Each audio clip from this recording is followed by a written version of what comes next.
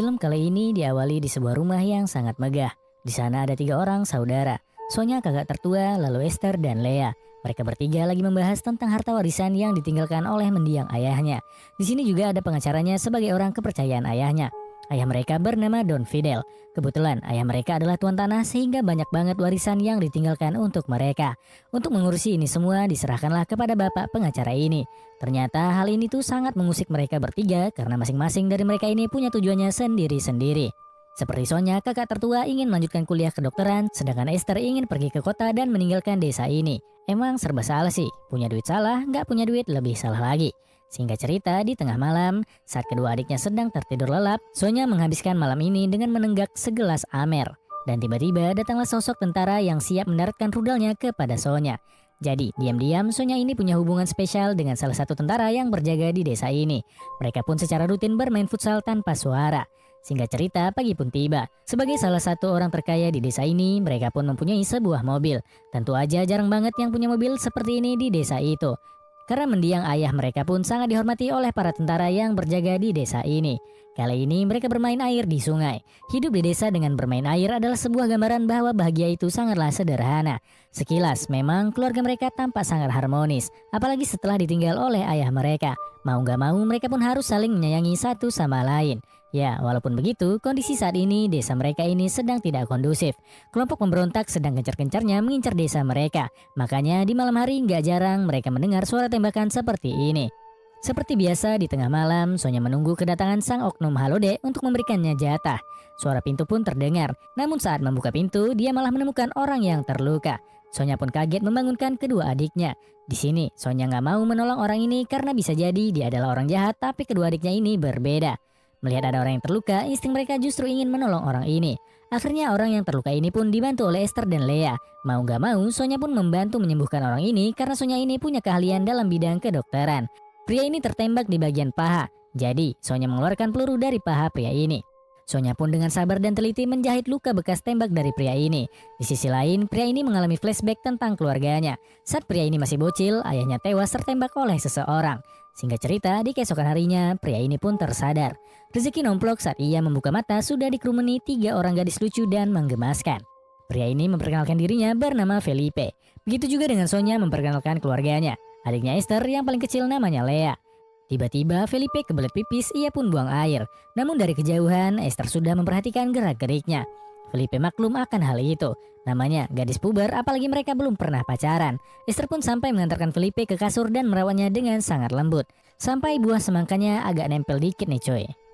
Diam-diam, Felipe juga berimajinasi bermain futsal dengan 3 saudara ini. Satu di kiri, satu di kanan, satu di atas. Sungguh sangat mantap. Namun itu semua hanyalah mimpi. Di keesokan harinya, Felipe berusaha berjalan walaupun dengan tergopoh-gopoh. Felipe terlihat sangat buru-buru. Ia pun membongkar satu persatu laci dan lemari yang ada di kamar ini, seakan-akan Felipe ini lagi merencanakan sesuatu.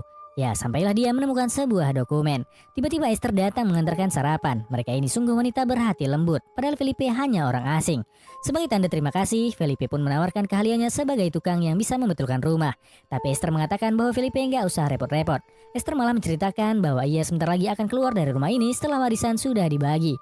Esther akan pergi ke kota mencari tantangan baru dan melihat dunia yang lebih luas lagi. Nah, secara diam-diam Sonya menguping apa yang adiknya bicarakan. Dari 3 saudara ini, cuma Sonya yang paling waspada dan berhati-hati. Selanjutnya, Felipe juga diam-diam memperhatikan segala gerak-gerik yang terjadi di rumah ini. Perlahan-lahan juga terungkap bahwa mereka bertiga ini nggak terlalu harmonis. Contohnya Esther yang tidak suka dengan gayanya Sonya yang selalu mengatur mentang-mentang Sonya paling tua. Esther nggak nyaman karena Sonya selalu mengatur apapun tentang hidupnya. Sonya yang mendengar apa yang Esther katakan malah tidak marah. Malah Sonya menyuruh kedua adiknya lebih waspada kepada Felipe. Di sisi lain, Felipe dengan cepat celingak-celinguk ke seluruh kamar yang ada di rumah ini. Dia pun seperti mencari sesuatu. Sampailah Felipe menemukan segepok uang yang disimpan di salah satu kamar. Sepertinya Felipe lagi merencanakan sesuatu. Singkat cerita, ayam peliharaan mereka tewas. Entah apa yang terjadi. Satu kandang yang isi ayam semuanya tewas. Lea yang bertugas untuk mengurus ayam pun langsung jadi bulan-bulanan kedua kakaknya. Kok bisa jaga ayam aja nggak becus ngurusnya? Akhirnya Lea pun ditugaskan mengantar makanan pada Felipe. Namun karena Lea adalah gadis polos dan lugu, ia pun malah luluh dengan perawakan Felipe yang sangat kekar dan berotot. Lea dengan polosnya terbawa suasana saat bersama Felipe. Namun tiba-tiba Sonya muncul sebagai kakak tertua menyadarkan adiknya dan mewanti-wanti bahwa jangan kurang ajar kepada keluarga ini. Felipe pun hanya membalas dengan sebuah senyuman. Singkat cerita, di suatu sore, sang pengacara datang menemui mereka bertiga. Di sini, pengacara ini menyatakan bahwa semua warisan sudah selesai. Sebidang tanah di daerah San Pablo yang milik ayah mereka sudah sah menjadi milik mereka bertiga. Bapak pengacara pun menceritakan kenapa hal ini lama banget prosesnya. Karena tanah ini merupakan tanah sengketa.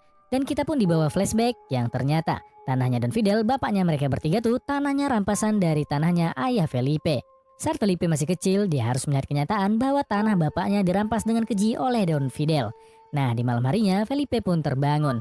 Ia mendengar suara dari bilik jendela yang ternyata itu adalah sang oknum tentara yang datang memberi jatah kepada Sonya. Felipe pun melihat jelas sebuah rahasia yang bahkan Esther dan Lea nggak ketahui. Di malam ini, Sonya mendapat jatah di gudang belakang rumah. Walaupun bau lembab dan kotor, tapi sang oknum gak masalah, yang penting rudelnya bisa mendarat dengan selamat di goanya Sonya. Aksi malam ini sangat heboh. Mereka pun sampai bercucuran keringat dan berganti-ganti posisi dan gaya. Singkat cerita, pagi pun tiba. Di pagi ini, Felipe yang berangsur pulih mulai bergabung dengan keluarga kecil ini. Di sini, Felipe memperkenalkan dirinya Felipe de La Paz, itulah nama lengkapnya. Felipe mengaku bahwa dia berasal dari kota, datang ke desa cuma untuk menaiki bukit. Namun dia malah terkena peluru nyasar dari tentara yang berjaga. Jadi untuk berjaga-jaga selama Felipe tinggal di rumah mereka pun melindungi dan menyembunyikan Felipe dari tentara supaya Felipe tidak dianggap sebagai pemberontak. Tapi diam-diam terjadi persaingan antara Lea dan Esther. Tampaknya Felipe malah jatuh hati kepada Lea, sedangkan Esther engas sekali nih sama Felipe. Saat Lea membantu Felipe di kamar mandi, Esther pun menatap dengan penuh amarah kepada adiknya sendiri. Sedangkan di malam harinya, Sonya menemukan kotak penyimpanan duitnya terbuka. Sonya yang kebingungan setengah mati cari kesana kemari. Dan betapa kagetnya Sonya menemukan uangnya malah ada di lemari adiknya, yaitu si Esther. Sonya pun langsung memanggil Esther. Dia pun memaki-maki Esther dengan kata-kata rakus. Sudah mendapatkan bagian warisan, kok masih aja mengambil punya kakaknya? Esther pun gak ngerti nih apa yang terjadi. Namun Esther sudah tersulut emosi. Lea dan Felipe pun sama-sama bingung. Nah, di pagi harinya, Felipe mengajak Esther untuk jalan-jalan. Mereka pun bermain di tengah ladang jagung. Di sini, suasananya udah sangat sahdu sekali. Angin semilir, pepohonan yang rindang membuat Esther yang dari awal sudah kesemsem sama Felipe, gak bisa menahan lagi api yang berkobar dalam dirinya yang membutuhkan rudal tumpul. Langsung mengarahkan tangannya, mempersiapkan rudalnya Felipe mendarat di lahannya. Felipe yang sudah berangsur pulih, staminanya udah kembali prima menjadi gacor. Mereka pun bermain futsal di tengah kebun. Sepulangnya mereka ke rumah, Sonya pun mengerti apa yang baru dilakukan adiknya bersama Felipe. Yang terlihat dari bajunya compang-camping bekas tanah. Tapi Felipe dan Esther nggak peduli. Baru juga sampai rumah, Felipe kembali menghampiri Esther. Kali ini, Felipe menawarkan melumurkan seluruh badannya Esther dengan minyak urut. Dimulai dari bagian kaki, Felipe pun perlahan-lahan melumurkan ke seluruh bagian tubuhnya Esther yang lain. Namun tiba-tiba, Esther merasakan gatal di sekujur tubuhnya yang ternyata minyak ini mengandung kacang. Yang dimana Esther ini alergi pada kacang. Lea dan Sonya panik, mereka pun segera memberikan Esther obat untuk mencegah alerginya menyebar kemana-mana. Setelah selesai dengan masalah Esther, Felipe pun menemani Sonya yang sedang sendirian. Sambil meminum amer, Sonya pun menceritakan susahnya jadi kakak mengurusi dua adik yang mempunyai ego masing-masing. Apalagi Felipe tidak merasakan hal ini karena Felipe mengakui bahwa dia merupakan anak tunggal. Sonya pun terbawa suasana. Ia bahkan menceritakan saat orang tuanya masih hidup, di mana orang tuanya minta kepada Sonya untuk menjaga adik-adiknya. Sonya pun berharap suatu saat nanti adik-adiknya ini sadar betapa sayangnya Sonya kepadanya.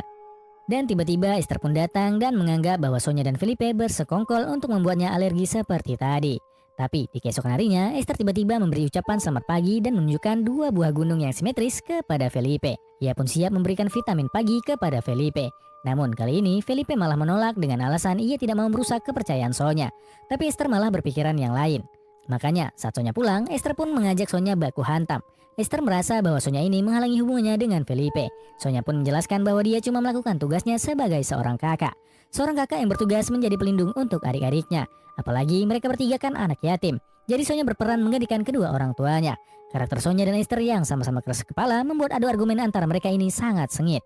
Gak ada yang mau ngalah. Yang kasihan ya si Lea. Dia pun memilih pergi meninggalkan kakak-kakaknya ini.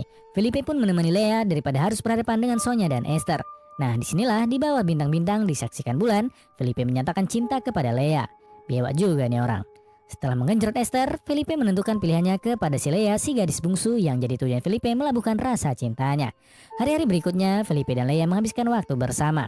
Mereka pun bermain futsal di berbagai tempat, dari kebun sampai air terjun. Sangat menyatu dengan alam sekali coy. Kedekatan Lea dan Felipe tentunya membuat Esther cemburu dan patah hati. Cinta segitiga terjadi di antara mereka. Esther suka sama Felipe, tapi Felipe lebih memilih Lea. Bahkan kedekatan Lea dan Felipe didukung sama Sonya. Mereka udah jadian, tentunya membuat si Esther makin gak terima. Dan tiba-tiba saat mereka makan malam, ada pecahan kaca di dalam gelasnya Lea dan membuat Lea terluka. Karena Lea lagi terluka, makanya Sonya menyuruh Esther bersama Felipe pergi ke pasar beli keperluan dapur. Namun saat di pasar, ibu-ibu ini memanggil Felipe dengan nama Thomas. Walaupun sudah dibantah oleh Felipe, namun ibu ini malah memberitahu kalau nama asli Felipe ya Thomas. Dan Felipe itu nama bapaknya. Waduh. Untuk menghilangkan rasa curiganya Esther, Felipe pun mengajak Esther bermain futsal di tengah kebun. Hal ini juga yang membuat persaingan Lea dan Esther semakin memanas. Esther yang agresif harus melawan Lea yang sangat lugu. Tapi walaupun sudah digenjot, rasa curiga Esther tetaplah ada. Makanya diam-diam Esther membongkar tasnya Felipe. Di sana ia menemukan foto ayahnya dan keluarganya Felipe. Nah, pas makan bareng, langsung Esther melabrak Felipe dan minta dia menceritakan yang sebenar-benarnya. Karena udah terpojok, mau gak mau Felipe pun bercerita. Betul, namanya Thomas. Saat Thomas masih muda, ia harus melihat kedua orang tuanya tewas mengenaskan. Karena udah sebatang kara, Thomas pun bergabung dengan kelompok pemberontak. Dendam yang ada di tubuhnya Thomas mengarahkan dia untuk bergabung dengan pemberontak. Sampailah Thomas sadar bahwa sebenarnya mereka ini cuma diadu domba aja. Yang bisa menghentikan ini ya cuma Don Fidel. Sampailah Thomas melihat anak-anaknya Don Fidel. Jadi dari awal Thomas sudah tahu kalau Sonya, Lea, Esther ya anaknya Don Fidel. Thomas pun sudah mempelajari kebiasaan mereka. Thomas berpura-pura terluka supaya dia bisa menusuk keluarga Don Fidel dari dalam. Thomas juga lah dalang dibalik dari kejadian aneh di rumah ini. Dari ayah mati, Esther gatal-gatal, sampai uang yang dicolong itu semua adu domba yang dilakukan Thomas. Tapi setelah melihat kebaikan hati dari mereka bertiga, Thomas pun luluh. Thomas gak menyangka bahwa anaknya Don Fidel punya sifat yang berbanding terbalik dari bapaknya. Bapaknya bengis tapi anaknya baik hati. Oleh karena itu, Thomas berubah pikiran. Apalagi saat ini ia jatuh cinta dengan Lea. Nah, bagi Sonya hal ini tuh tetap gak bisa dibenarkan. Apa yang dilakukan Thomas udah keterlaluan. Oleh karena itu, Thomas pun dikurung di gudang belakang. Thomas diasingkan dari keluarga mereka. Singkat cerita, Esther yang termakan amarah malah mendatangi oknum tentara untuk melaporkan ada pemberontak yang ngumpet di rumah mereka. Oknum inilah yang sering memberi jatah kepada Sonya. Di sini, Esther kaget ternyata oknum ini udah punya keluarga, udah punya istri dan punya anak.